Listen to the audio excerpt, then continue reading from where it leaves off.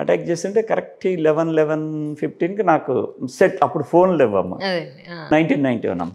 Phone లేకుంటే సెట్లో చెప్పారు ఇట్లా ఇట్లా. నేను సెట్ మీదకి వచ్చా. మీరు ప్రాపర్గా మనం చేసే పనులు చేయండి. ఏది మేము ఫస్ట్ వాళ్ళకు స్లోగన్ ఇవ్వాలి, అక్రమంగా గుమిగుండే ఓ ప్రజలారా తక్షణమే మీరు ఇక్కడి నుంచి వెళ్ళిపోండి, లేని ఎడల మీ పైన బాష్పవాయువు ప్రయోగించబడునని అట్లాంటి ఆ మైక్ అనౌన్స్మెంట్ అనౌన్స్ చేశారమ్మా. అలర్ట్ చేశారు. చేసినా వెళ్ళట్లేదు. వీళ్ళు వెళ్దామని బ్యాక్ సైడ్ వాళ్ళకు ఎవరైతే రెచ్చగొడుతున్నారో వాళ్ళు బలంగా ఉన్నారు. అంతలో అప్పటికి పోవట్లేదు. నేను అప్పుడు ఎంఆర్ఓ గారి ఇల్లు కూడా మా పోలీస్ స్టేషన్ దగ్గరే ఉండే, ఆఫీస్ కూడా దగ్గరే. అని పిలిపించుకుని అంటే తనను పిలిపించుకున్నారు.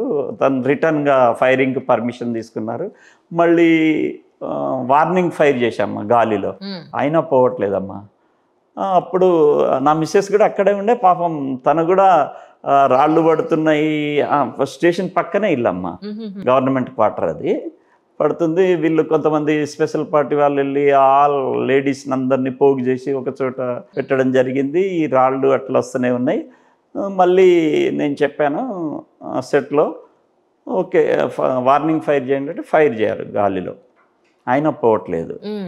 ఇక అప్పటికి ఇక తప్పని పరిస్థితిలో ట్రైబల్స్ మాత్రం ఎవరికి ఏం కాకూడదు, ఎవరెవరు బ్రోకర్స్ ఉన్నారో వాళ్ళని చూసే ఏం చేయండి అని చెప్పామమ్మ.